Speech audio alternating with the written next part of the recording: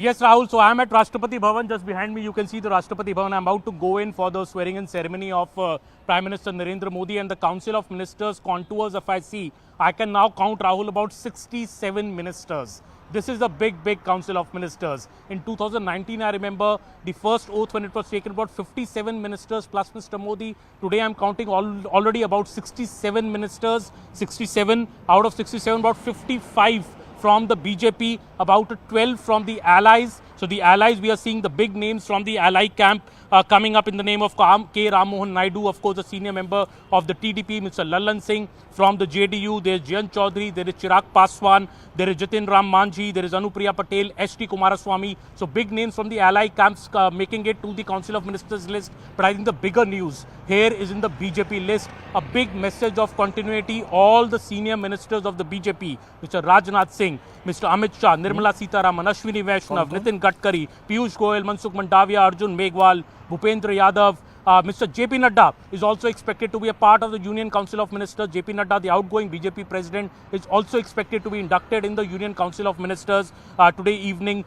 We have senior names like Gajendra Shekhawat, who's also making it to the list. Prahlad Joshi, Jyotiraditya Scindia, of course, is making it to the list. These are the big names which are showing a message of continuity. Also, the ministers who are the real growth engine, I would say, of Modi 2.0 government. The talent which came up in a big way in Ashwini Vaishnav, Nitin Gadkari put up a phenomenal performance in the Roads and Highways Ministry. So these people are coming in. The new talent which is coming in from the state governments. Shivraj Singh Chauhan, Mr. Manohar Lal Khattar, C.R. Patil, former chief ministers, former state heads of the BJP who have delivered big successes for the party being rewarded, brought into the center. Watch out for a top ministry for Shivraj Singh Chauhan and Manohar Lal Khattar. Even C.R. Patil, I won't rule him out for a top ministry. So these are the people, which could throw up surprises when the portfolio list comes out. Also 7 to 8 women are making it to the list, Rahul, because many women faces of the BJP have, unfortunately for the party, lost in these elections. Smriti Irani, Menaka Gandhi, they have lost in this election. So new women faces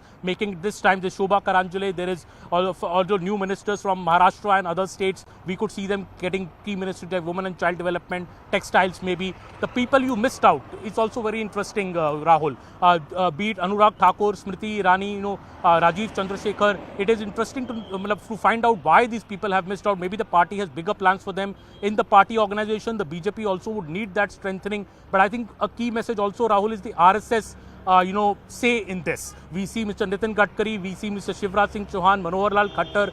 All of these are dried in the wool RSS backing people who are back in the government now, who are joining the central government. It would be interesting to see how the BJP and the RSS do this fine balancing act in this government as well. Because there have been, in the election campaign, we have seen some statements come that the BJP does not need the RSS anymore. Well, the results have clearly shown that the RSS is needed by the BJP more than ever, maybe in the third term of the Modi government. Let me also bring in Payal Mehta. Stay on with me, Aman. Let me also bring in Payal Mehta. Payal, of course, is also at the BJP headquarters. She's also making a move towards the Rashtrapati Bhavan, where she's going to be part of that oath-taking ceremony. Payal, you interviewed the Prime Minister.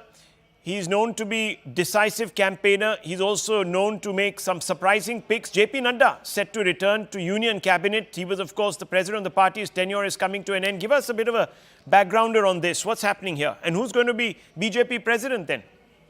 Rahul, I'm not going to second guess as to who's going to become the BJP president, because there are several names that were doing the rounds, whether it was Shivraj Singh Chauhan or Manohar Lal Khattar. All of these people are now part of Narendra Modi's cabinet to be sworn in this evening.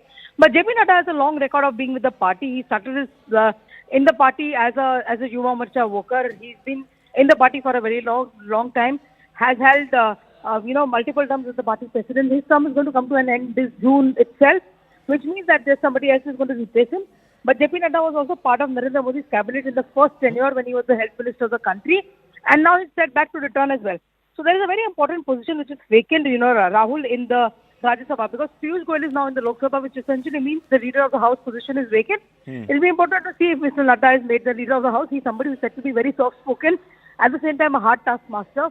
And in the Rajya Sabha, the BJP does not have majority, so they obviously need a leader who can actually coordinate and cooperate with all the opposition parties and, bring everybody on the same page. That's very interesting. Payal, we've done a bit of a caste math on this. 42% upper caste, 33% OBCs, 15% SC, 6% ST, others 4%, which could be the minorities, Sikh, Buddhist, Christian. How do you put this number? And of course, there is the women component also. Well, of course, Narendra Modi has always spoken about the fact that there has to be Sabka Saath, Sabka Vikas and Sabka Vishwas, and that's the reason representation has come for all castes possible as well. Given the fact that the Prime Minister himself, Rahul, is the biggest OBC leader that you have in this country as far as politicians are concerned, he's been somebody whose image has been unblemished as well. The BJP also known to promote people from the lower strata of society and also people who had humble backgrounds. So a lot of combination of that is to be seen as well. The Prime Minister has promised the country that by 2047 he will be a developed country, which essentially means that he feels that garibi hi sabse badi jati hai, so the poor you have to work towards.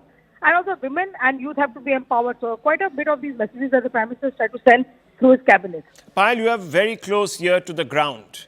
I want to ask you, are the big portfolios, the core 4 or 5, let's say 6 portfolios, are they going to see a reshuffle?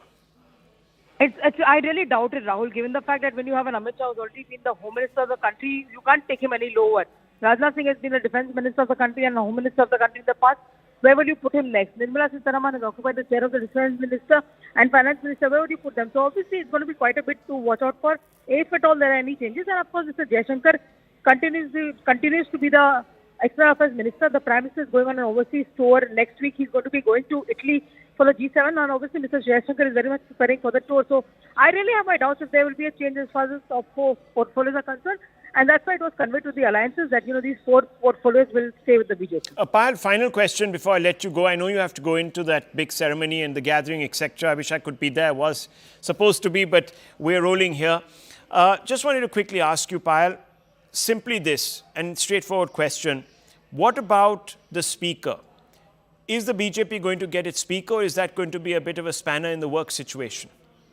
It's going to be a little bit of a thing in the work to see because, obviously MPs will have to take oath and they'll have to appoint a pro-term speaker because within the ranks you have Jewel Oram is a multiple time, but Jewel Oram is going to be a part of the cabinet because he was there in the meeting yesterday, in fact today. And you also have the likes of Mr. Virendra Kumar, who is also one of the oldest MPs, about 8 times MP. He's also in the cabinet.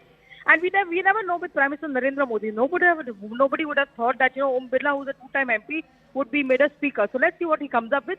You can expect a surprise in that respect as well. Do you also believe that there could be deputy speakers? Because we haven't seen that happen in the last 10 years. No, in the last 5 years, the BJP wanted to have a deputy speaker in place, but the BJP was more than happy in giving it to a friendly